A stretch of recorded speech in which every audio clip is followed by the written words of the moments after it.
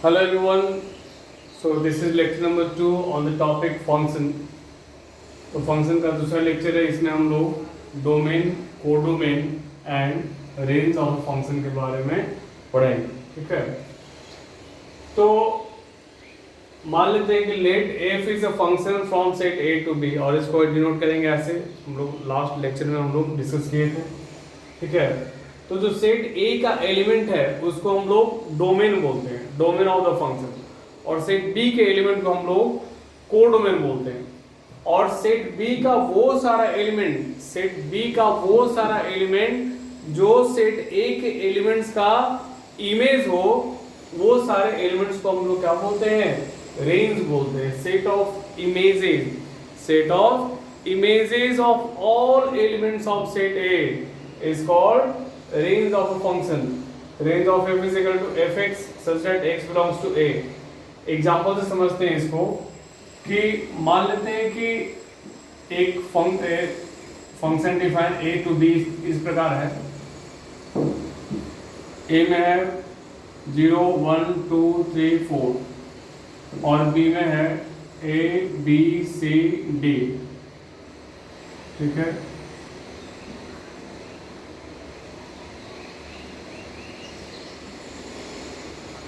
यहाँ पे ई कर, तो एक मिनट, इसको ABCD यहाँ पे कर दिए, इसको यहाँ पे कर दिए और ABCDEF इसको कर दिए. ठीक है. तो यहाँ जो f है, f क्या है? f इज अ फंक्शन है, function from a to b है. तो सेट ए के सारे एलिमेंट को हम लोग बोलेंगे कि इस एफ का डोमेन है. सेट ए के सारे element is a function of F, और बी का सारा एलिमेंट जो है that is the codomain of F. और बी में वो सारे एलिमेंट जो ए के एलिमेंट, सेट ए के एलिमेंट्स का इमेज हो, तो वो सारे एलिमेंट्स को हम लोग बोलते हैं रेंज ऑफ अ फंक्शन. तो यहां पे डोमेन क्या हो जाएगा? डोमेन हो जाए क्या? सेट ए का एलिमेंट, मतलब ए का सारा एलिमेंट आप लिख दीजिए 0 1 2 3 4, 0 1 2 3 4. और कोडोमेन क्या होगा? तो कोडोमेन सेट बी का एलिमेंट को पूरा लिख दीजिए आप, A B C D E F. और रेंज क्या होगा? तो रेंज मतलब बी में वो सारे एलिमेंट जो कि ए के एलिमेंट से रिलेटेड हो. तो बी में कौन कौन सा एलिमेंट ए से रिलेटेड है? तो ए है, बी है, सी है, ई है और डी है. तो कह सकते हैं कि ए बी सी डी ई, ये आपका रेंज हो गया. ठीक है. कोई दिक्कत इसमें नहीं होना चाहिए. अगला एग्जांपल हम देखते हैं.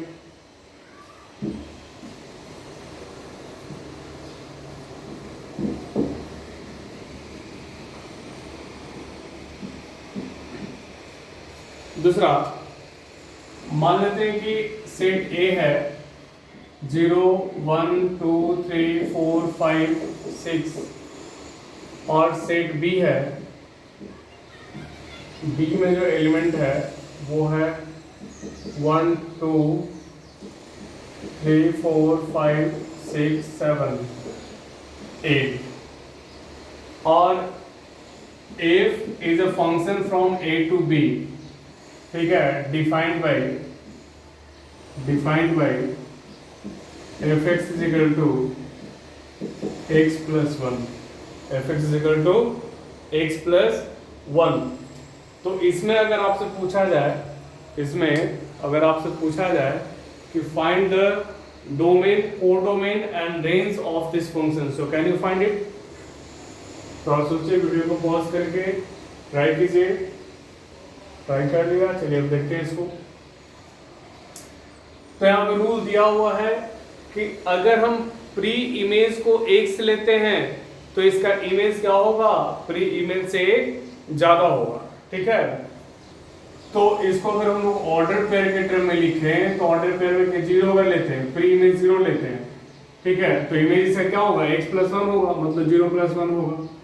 तो 0 1 1 2 2 3 3 4 4 5 5 6 6 7 और तो कुछ होगा नहीं।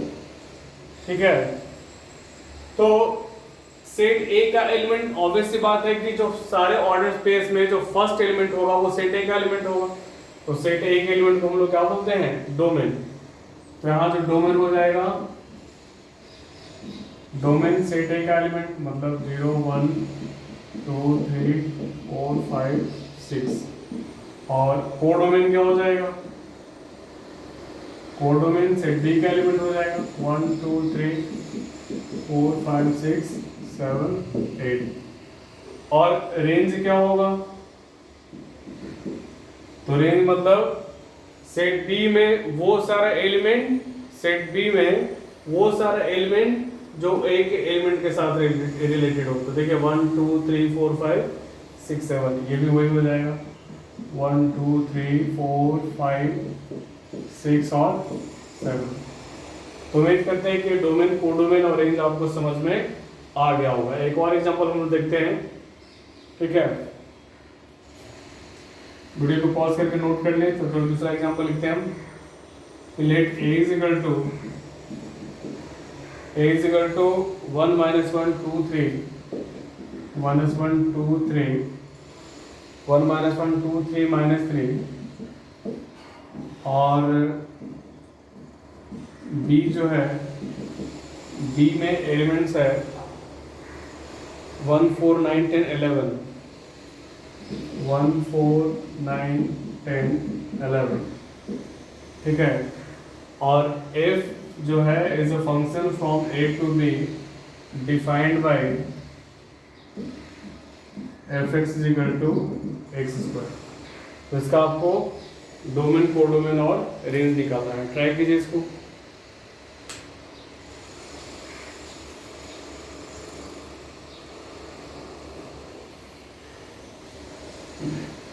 चलिए देखते हैं। तो सबसे पहले वैसे ही हम लोग ऑर्डर पेयर के टर्म में लिखें। तो डोमेन, कोडोमेन में तो कोई दिक्कत नहीं होना चाहिए। डोमेन और कोडोमेन, इसमें आपको कोई दिक्कत नहीं होना चाहिए। डोमेन मतलब क्या हो जाएगा? सेट ए का एलिमेंट, फिर से बोल रहे हैं, सेट ए के एलिमेंट को डोमेन बोलेंगे, सेट बी के एलिमेंट को कोडोमेन बोलेंगे।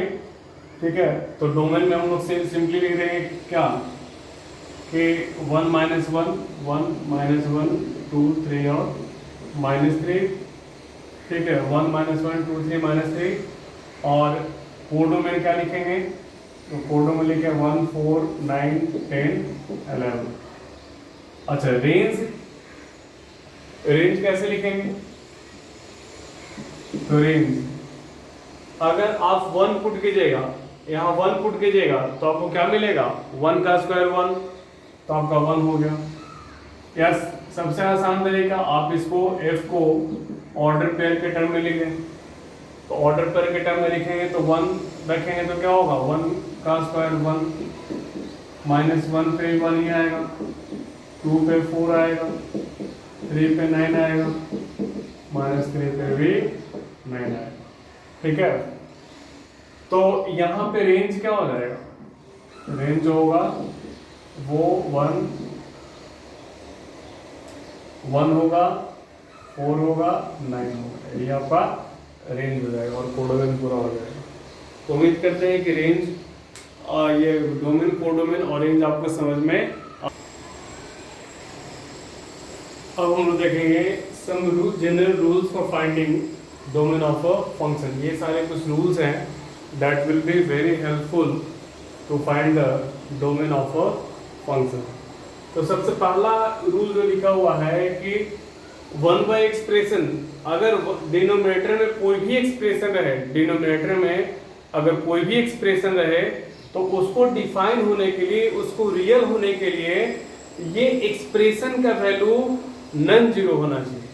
क्योंकि 1 बाई जीरो क्या होता है, या समथिंग बाई जीरो क्या होता है? अनडिफाइन होता है। तो इसको डिफाइन होने के लिए, 1 बाई एक्सप्रेशन को डिफाइन होने के लिए इस एक्सप्रेशन का वैल्यू क्या होना चाहिए? 0 के बराबर नहीं होना चाहिए। जैसे हम लिखे 1 बाई जीरो, 25 हो जाएगा ना, यहाँ पे 0 नहीं होना चाहिए। दूसरा, अगर स्क्वायर रूट ऑफ एक्सप्रेशन रहे, अगर स्क्वायर रूट ऑफ एक्सप्रेशन रहे तो उस एक्सप्रेशन का वैल्यू क्या होना चाहिए, तो वो 0 से बड़ा या बराबर होना चाहिए। अगर 0 से बड़ा या बराबर नहीं होगा तो ये जो एक्सप्रेशन का वैल्यू होगा वो रियल नहीं होगा, ठीक है। तीसरा हम लिखे कि 1/स्क्वायर रूट ऑफ एक्सप्रेशन, तो इसमें एक्सप्रेशन सबसे पहले 0 नहीं होना चाहिए। दूसरा, स्क्वायर रूट में है तो ग्रेटर देन इक्वल टू 0 होना चाहिए। तो दोनों की बात मानना है, तो दोनों की बात मानना है तो इक्वालिटी साइन को हम हटा देंगे, क्योंकि अगर जब इक्वल हो जाएगा तो एक्सप्रेशन डिफाइन ही नहीं होगा, ठीक है। तो उस केस में कंडीशन हो जाएगा ये जो एक्सप्रेशन है वो 0 से बड़ा होना चाहिए। फोर्थ रूल मैंने जो लिखा है कि इफ डोमेन ऑफ fx अगर d1 है और डोमेन ऑफ gx d2 है, तो जो domain of fx plus gx होगा वो d1 और d2 दोनों का इंटरसेक्शन होगा, ठीक है। पांचवा, लॉग के बारे में लिखे, लॉग a बेस पे x, लॉग को डिफाइन होने के लिए x भी पॉजिटिव होना चाहिए, a भी पॉजिटिव होना चाहिए और a का वैल्यू 1 के बराबर नहीं होना चाहिए, ठीक है।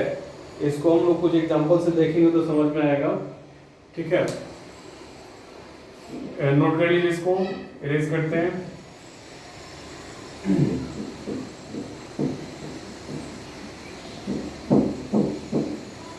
जैसे very simple question I am giving you कि मान लेते हैं कि fx का वैल्यू है, fx का वैल्यू है 1/x - 2, ठीक है।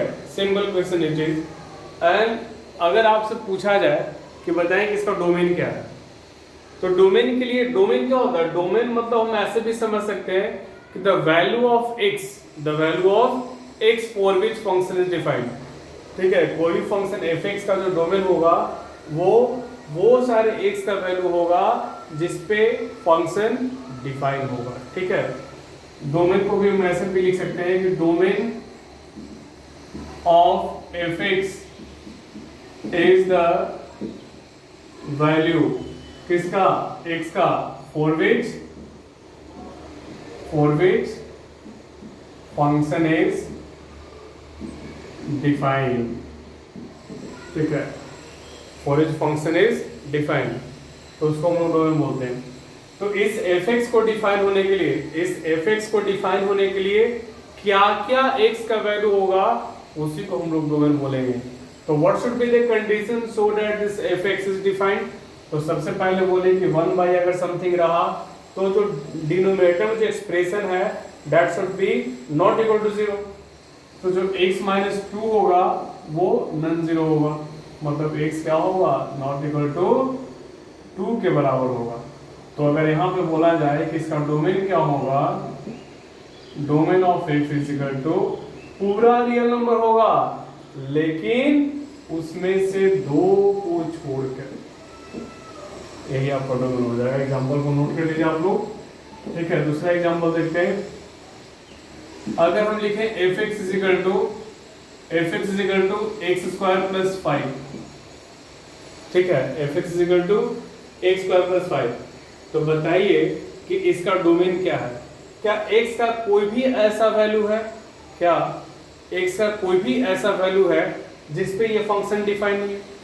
देख लीजिए आप, नेगेटिव, पॉजिटिव, अरे रियल नंबर क्या हो सकता है, रियल नंबर रेशनल हो सकता है, इरेशनल हो सकता है। तो कोई भी रेशनल लीजिए, इरेशनल लीजिए, ये दोनों को सम कीजिएगा तो हमें एक रियल नंबर ही मिलेगा जो कि ऑलरेडी डिफाइन होगा। तो this function is defined for all the value of x। तो यहाँ पे जो डोमेन होगा, डोमेन क्या होगा, डोमेन आपका होल रियल नंबर होगा, या कह सकते हैं कि -∞ से लेके ∞ तक का सारा रियल नंबर होगा। कोई दिक्कत इसमें नहीं होना चाहिए। एग्जांपल को नोट कर लें, आगे बढ़ेंगे हम लोग फिर।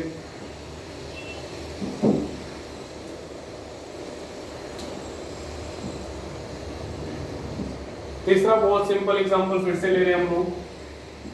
अगर मान लेते हैं fx इज इक्वल टू है स्क्वायर रूट ऑफ 2 - x, इसका डोमेन निकालना है। ठीक है, F X is equal to 2 minus X का स्क्वायर रूट है and we have to find the domain of this function. तो ऑब्वियस सी बात है, अभी हमने कहा कि स्क्वायर रूट में अगर कोई एक्सप्रेशन रहेगा तो उस एक्सप्रेशन का वैल्यू क्या होना चाहिए, उस एक्सप्रेशन का वैल्यू 0 से बड़ा या बराबर होना चाहिए। ठीक है, तो यहाँ पे बोल सकते हैं कि 2 माइनस एक्स होगा ग्रेटर देन इक्वल टू 0 होगा, और यहाँ से हम जो वैल्यू हम लोग को जो मिलेगा वही क्या होगा, इस फंक्शन का डोमेन होगा। तो 2 minus X greater than equal to 0, minus X greater than equal to -2, तो x less than equal to 2। ठीक है, 2 से छोटा मतलब क्या कर सकते हैं कि जो x ये जो डोमेन होगा x belongs to minus infinity से कहाँ तक होगा 2, माइनस इन्फिनिटी पे ओपन होगा और 2 पे क्लोज होगा। ठीक है, तो डोमेन ऑफ f जो होगा वो माइनस इन्फिनिटी से लेके 2 तक होगा, 2 पे ओपन और इस पे 2 पे क्लोज और माइनस इन्फिनिटी पे ओपन होगा। कोई दिक्कत इसमें नहीं होना चाहिए। अगला एग्जांपल देखते हैं। fx is equal to suppose I am giving x square minus 10x, ठीक है, अब प्लस sin x लिखें, x square minus 10x और plus sin x। Now we have to find the domain of this function। कैसे निकालेंगे? तो यहाँ पे जो है हम इसको, अभी हमने कहा कि अगर कोई फंक्शन मान लेते हैं कि hx है जो कि fx प्लस gx के बराबर, तो इस hx का जो डोमेन होगा, इस hx का जो डोमेन होगा वो fx के डोमेन और gx के डोमेन का इंटरसेक्शन होगा। ठीक है, मतलब दोनों फंक्शन का डोमेन सेपरेटली हम लोग फाइंड करेंगे और उसके बाद दोनों में जो कॉमन होगा वही दोनों के सम का डोमेन होगा। ठीक है, तो यहां देखिए ये एक अलग फंक्शन है और ये एक अलग फंक्शन है। अगर हम इसके डोमेन की बात करें तो इसके डोमेन की जब बात करेंगे तो एक्स स्क्वायर माइनस 10x ये क्या होना चाहिए, 0 से बड़ा या बराबर होना चाहिए। दूसरी बात कि sin x का वैल्यू जो है ये रियल कब होगा, it is real for all the value of x। x का वैल्यू कुछ भी हो सकता है। ठीक है, माइनस इन्फिनिटी से इन्फिनिटी कुछ भी एंगल हो, ये sin का वैल्यू कुछ फाइनाइट ही होगा जो कि -1 से 1 के बीच होगा। ठीक है, तो इस केस में जो डोमेन होगा, इसका जो डोमेन होगा वो क्या होगा, रियल नंबर होगा। ठीक है, तो देखिए यहाँ से लिखते हैं x minus 10 greater than equal to 0, तो यहाँ से x का वैल्यू क्या होगा, 0 से छोटा है बराबर और 10 से बड़ा है बराबर होगा। ठीक है, और इसका ये हुआ, तो इसका हम कह सकते हैं कि x belongs to minus infinity से 0 यूनियन 10 टू इन्फिनिटी। अब इसका डोमेन क्या है, इसका डोमेन जो है रियल नंबर है, तो दोनों को अगर कॉमन करेंगे, देखिए इसको इरेज करें,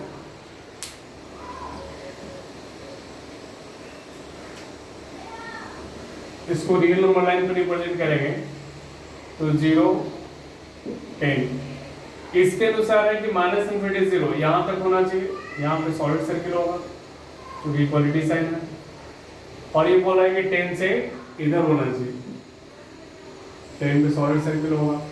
लेकिन sin x के अनुसार क्या होना चाहिए, sin x के अनुसार x का वैल्यू कुछ भी होना चाहिए, मतलब होल रियल नंबर होना चाहिए। अब दोनों में कॉमन क्या है, दोनों में कॉमन यही सारा प्रोसेस है। ठीक है, इंटरसेक्शन मतलब क्या, दोनों में कॉमन, तो यहाँ पे जो डोमेन होगा, domain of f is equal to हो जाएगा माइनस इन्फिनिटी से 0 यूनियन 10 टू इन्फिनिटी। ठीक है, यही आपका इसका डोमेन हो जाएगा। अगला क्वेश्चन है कि find the domain of y is equal to 1 by log 10 base पे 1 minus X plus square root of x plus 2। तो इसका हम लोग को डोमेन निकालना है। डोमेन निकालने के लिए सबसे पहला कंडीशन क्या होना चाहिए, 1 एक्सप्रेशन है तो ये एक्सप्रेशन का वैल्यू क्या होना चाहिए, इस एक्सप्रेशन का वैल्यू 0 के बराबर नहीं होना चाहिए। ठीक है, तो पहला कंडीशन में क्या लिखेंगे कि log 10 बेस पे 1 - x का वैल्यू 0 के बराबर नहीं होना चाहिए।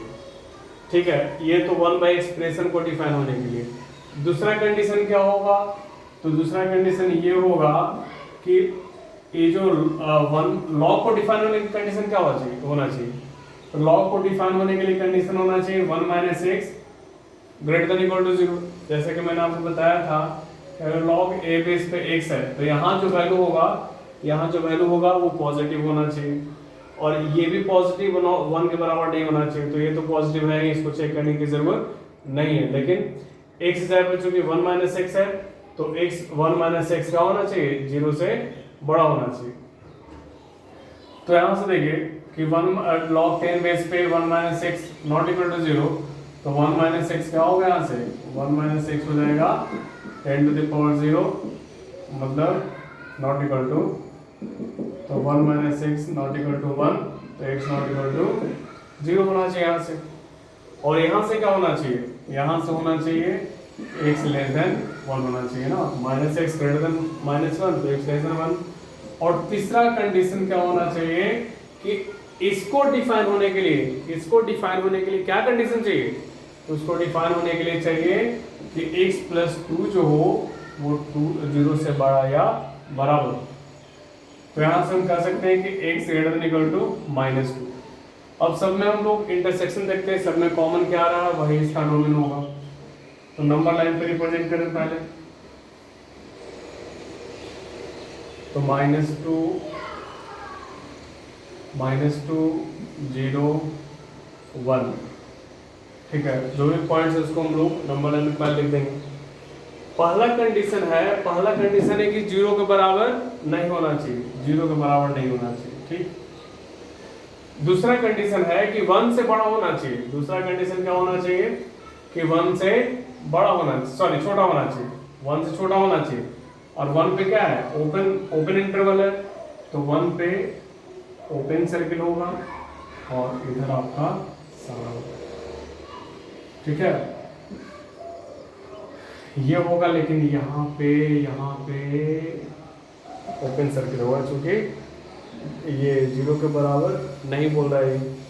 ठीक है, ये बोला है कि नहीं -2 से बड़ा होना चाहिए, इसके अनुसार -2 से बड़ा होना चाहिए। तो -2 से बड़ा मतलब, और -2 पे चूंकि क्लोज इक्वलिटी है, तो यहाँ पे क्लोज इंटरवल होगा, सॉलिड सर्किल होगा।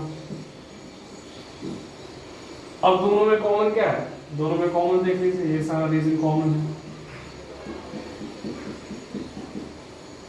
तो जो डोमेन होगा ऑफ fx या डोमेन ऑफ y जो होगा वो क्या हो जाएगा, -2 से 0, -2 पे क्लोज इंटरवल और 0 पे ओपन इंटरवल होगा। यूनियन 0 से लेके 1 तक होगा, और 1 के बराबर तो नहीं होना चाहिए, इसलिए दोनों पे ओपन इंटरवल होगा। तो आज इतना ही, बाकी हम लोग अगले लेक्चर में देखेंगे। Thank you everyone.